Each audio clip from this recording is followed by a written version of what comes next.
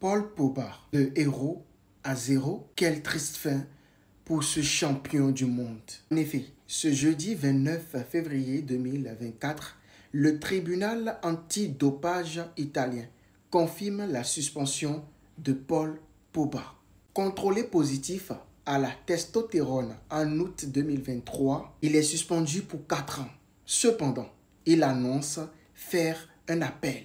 Mais pourquoi tout ceci lui tombe dessus à un moment où il avait encore tant à prouver, tant à donner au football au plan mondial? En vérité, le chemin de croix de Paul Pogba a commencé le 3 août 2022 avec cette fameuse affaire de tentative d'extorsion en bande organisée. Coup de massue, au beau milieu de cette affaire rocambolesque se trouve son frère, même père, même mère, Mathias Pogba. Pourquoi?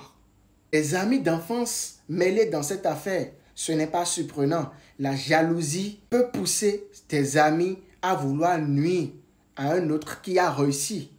Un marabout, oui, c'est des gens qui sont souvent réputés pour la cupidité.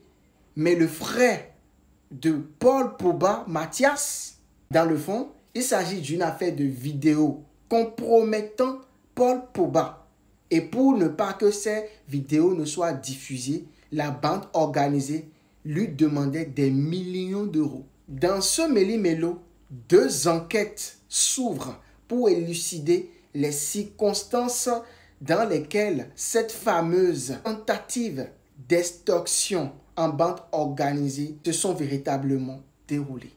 La première enquête est confiée au juge d'instruction en France, la deuxième en Italie. Par la suite, le 17 septembre 2022, Mathias Pogba et 4 autres personnes sont placées en détention provisoire dans la dite affaire. Pour finir, le 23 décembre 2022, Mathias Pogba a été libéré mais a été mis sous contrôle judiciaire avec comme interdiction de quitter le territoire français. Mieux, il lui a interdit d'utiliser les réseaux sociaux et de rentrer en contact avec sa mère, mais également Paul Pogba.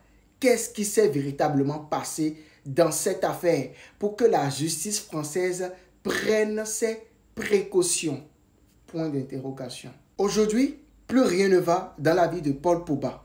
Lui qui avait une carrière internationale très brillante, qui avait encore de l'avenir dans le foot. L'avenir aujourd'hui, il y a du brouillard. Est-ce que le tribunal de foot va lui donner raison pour qu'on le revoie très vite sur le terrain pour jouer à nouveau?